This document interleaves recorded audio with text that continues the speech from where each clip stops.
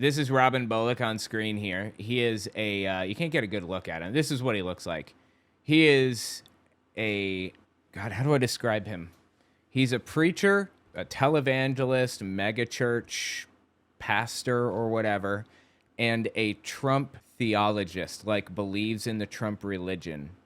And he just prayed with the co-chair of the Michigan Republican Party, Bernadette Smith. They get really big, influential people on this show, and he prays for them. I mean, it's wild how famous some of these people are and how influential. Listen to this. So I want Sister Bernadette.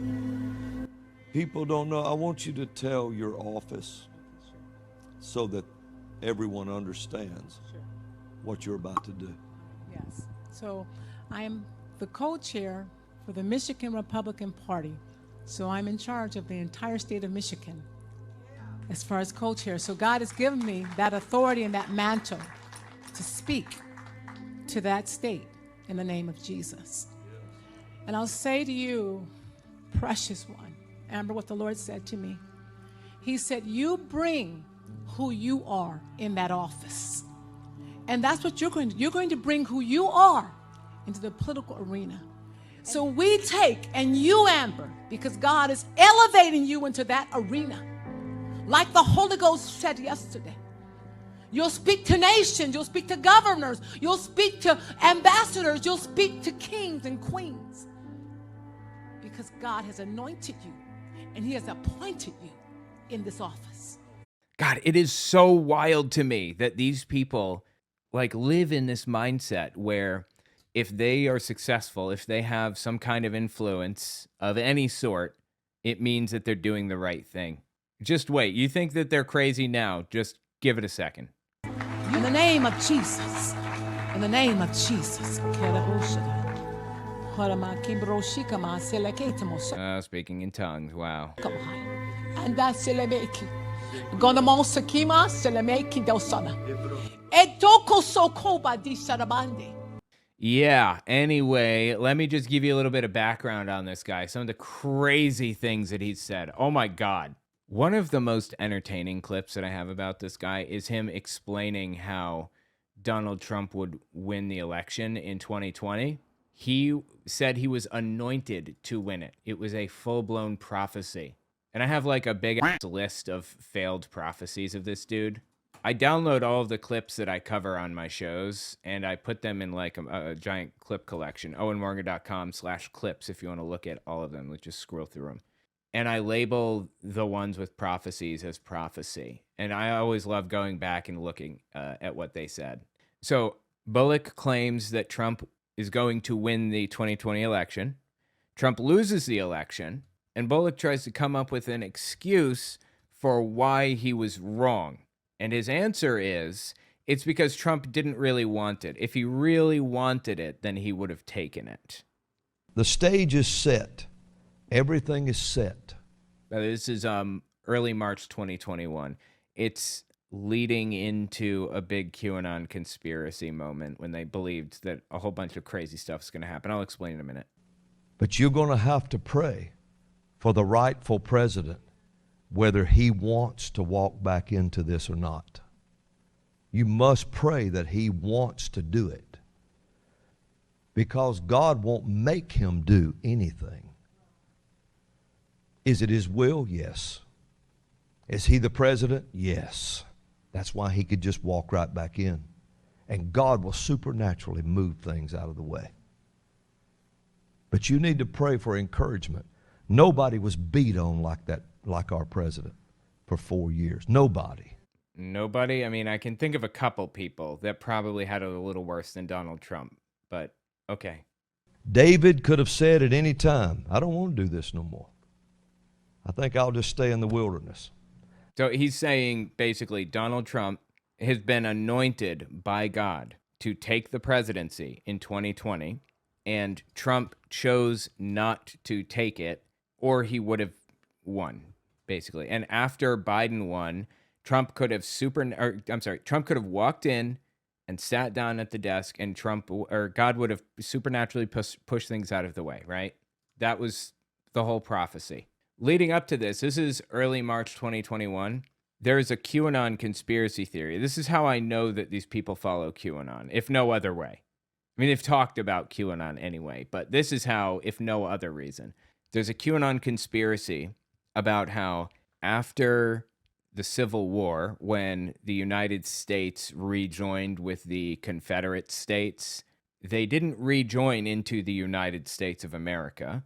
They rejoined into the United States, the corporation of the United States of America. Like, they officially rejoined as like an incorporated entity or whatever, rather than a government, which, I mean, you realize that we're the ones that like define all of this stuff, right? This isn't like a spiritual state. Like, you're not a country if you're in a spiritual state. Anyway, they say that since the country hasn't, they say that since it rejoined into a corporation after the Civil War, we've only really had like 17 presidents or something. Up to Abraham Lincoln was the last one, or Ulysses S. Grant or whoever.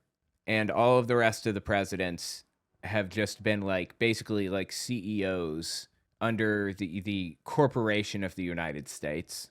And Donald Trump is about to be the first US president in like 150 years. And here's how it's going to work. Everything that was done to the Constitution after like 1865, after the Civil War, is null and void because it wasn't done by the U.S. government. It was done by the corporation of the United States.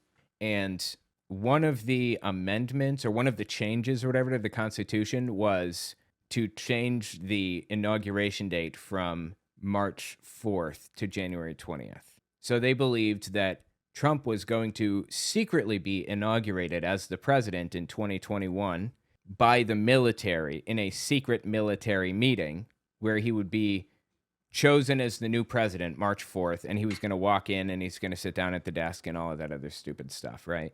That was the conspiracy. That's why he was putting this out on March 4th. He was telling people to pray that Donald Trump just choose to take control of the government because of this ridiculous QAnon conspiracy. And when he was wrong consistently over and over and over again, we got gems like this. Apologize. Go ahead and apologize. Well, no! How about that? Just so you can hear me again. No! Because you are wrong. If this had no meaning to it and no prophet standing speaking today was, if they were all wrong. What was with the little cough there? Why don't it go away? It's so stupid, dude. How come it hasn't ever faded away? Because you won't stop talking about it. Oh my God. How come it's still a fight? It's literally not. Biden was in the presidency, okay? He was in the Oval Office. Trump moved all of his shit out. How much more obvious can it possibly be? Over that election. If it was wrong and it wasn't true, then why are we still debating all of this? Folks, it would have already passed. You keep your doctrines. You keep your doctrines, but I'll tell you what, you are going to answer for trying to regulate the Lord's prophets. Okay. By the way, not for nothing, but what's he doing with these books here? Okay, so he picks up his Bible and sets it back down, don't know why. Picks up his little black book, sets it on the Bible. Picks up the Bible and the black books and sets them down again. Picks them up, sets them down again. What is happening? Picks them up, sets them down again. Why? Why? What was that all about? You keep your doctrines, but I'll tell you what, you are going to answer for trying to regulate the Lord's prophets. You with your big educations. You're going to answer for trying to regulate a prophet of the Lord. It is so god-fucking stupid. I don't know what to do with it. I love this though, man. This is so entertaining to me to watch these people give us false prophecy after false prophecy after false prophecy and blame you for it. Say you were in the wrong. You f***ed up. And you're going to pay for pointing out that Robin Bullock was f***ing wrong. Oh my God, dude. I love this to death. It is so entertaining. You and your big educations. and telling a prophet of the Lord that what God said is not true, but what you said is true? That's not what I said. I said what you said wasn't true. You know, a religious, what I believe to be is a religious extremist covered Robin Bullock a while back on his YouTube channel and criticized Robin Bullock because he was wrong in 2020. He claimed Trump would win. He didn't win. He was wrong. And the guy pointed out that there are two people in the prophet relationship. There's God giving the message to the prophet, and there's the prophet conveying the message to the people.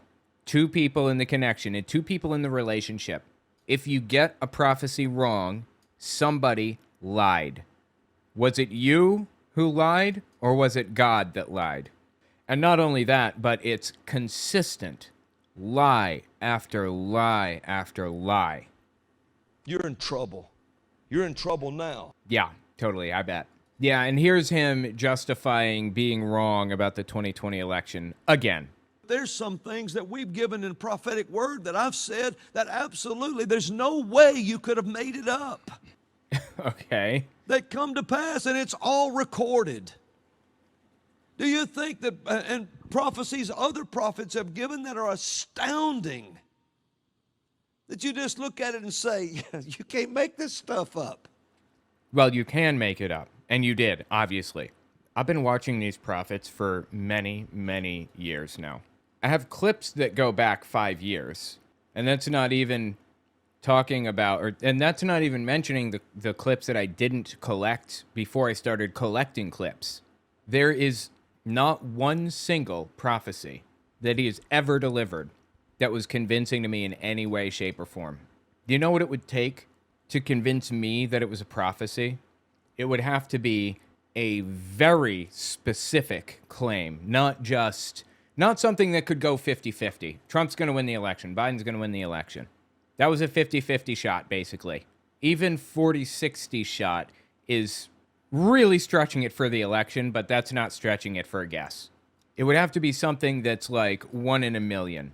Like, you tell me that there's going to be a guy, and his name's going to be Jeff, and he's going to own a house, and it's going to be a 3-story ranch. It'll be in this neighborhood, in this city, in this state, and it's not going to be constructed for 20 years. And when that time comes in 20 years, you got to get the date real specific. 20 years, 3 months, and 5 days. When that day comes, Jeff is going to tell you that Yahweh is the one true God and that, Jesus loves you and all of that other. You tell me something that specific and it comes true to a T, I'm going to want to make sure that you, didn't gain access to, either time travel ability or aliens or something, but I'm definitely much more willing to accept the possibility that you're a prophet if it gets that specific and accurate. That's not what you're giving us. He has given us consistently nothing but guesses at best. And half the guesses aren't even accurate. And they're pretty fucking big guesses, too, like Trump's going to win the election in 2020. So, no, you haven't given us any prophecies that have meant literally anything at all. None of the things that this dude has said have been convincing to any degree. Prophets have given that are astounding, that you just look at it and say, you can't make this stuff up. Well, you can. You can, obviously. And he does. Do you think they would hit it on everything like that? Well, that's the thing. They don't. And miss who won the election? Folks, that's stupid. You hear that, folks? You're stupid. That's stupid of you. God, he's such a joke of a human being, dude. But I'll be damned if I'm not, entertained as hell by this guy, honestly. Let's just watch, one more clip from the dude because I'm so deeply entertained by his stupidity. Listen to this one. This one is from 2021. It's early December. Joe Biden, the fool that sits in the White House right now. So this is a year after Biden was inaugurated, almost. And if you remember, from 2016 to 2020, all we heard about from these people was how important it is to respect the office of the president. It's such a respectable post. It's chosen by God. It's so important. You need to love him and you need to pray for him and support him and all. You remember all that they said? All right, now let's start. One more time, Robin, say again. Joe Biden, the fool that sits in the White House right now, if he's in the real White House at all. What does that? You think that they made like a hologram of the White House or something? You think that, you know, what, he lives in virtual reality? What the f*** do you mean by that? On his campaign podium had a sign on the front of it that Had a what? said battle for the soul of America. They knew what they were doing. What were they doing? I don't understand. Give me more. What? Said battle for the soul of America. What? They're trading your souls. Your souls. Yeah, you said that. I didn't understand the first fucking time. And so they tested it. Who is they? And then they give people a shot, a vaccine. Whoever, and the Lord had given me a prophetic word. The shot heard around the world. Okay, well, that's a saying, and it relates to guns. I'm not sure what the hell you're talking about. I'm so fucking lost right now. What are you going on about, Robin? In all seriousness, I guess what he's saying is he's trying to connect dots, right? I have this thing. I'm going somewhere with this story. Give me a second.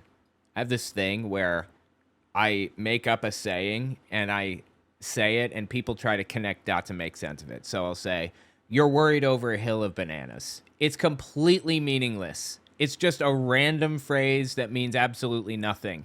But when you hear it, your mind tries to make sense of it. Okay, well, yeah, I mean, I guess you could eat your way through. It wouldn't be that big of a deal. Maybe I could sell some of the bananas, you know? You're trying to piece together some kind of meaning when there is no meaning to piece together. That's what's happening with Robin Bullock. That's what's happened all along. Okay, he says the shot heard around the world. So? What does that have to do with literally anything at all? You're talking about a gunshot? And isn't that in reference to World War I? Or am I mistaken? Where Franz Ferdinand was shot and it affected a whole bunch of... I don't understand what he is going on about, what any of this means. That being said, I understand that he seems to think that Biden was battling for the souls of people in America or whatever, like he's a demon trying to gobble them up or whatever. But in all seriousness, people are fucking scumbags today, dude. That's one of the ill effects, the most prominent ill effects of Donald Trump taking the presidency. If he did nothing else, he enabled and encouraged people to be bottom of the barrel fucking scumbags, just bad people, and to revel in it, to be proud of it. That's what the phrase meant.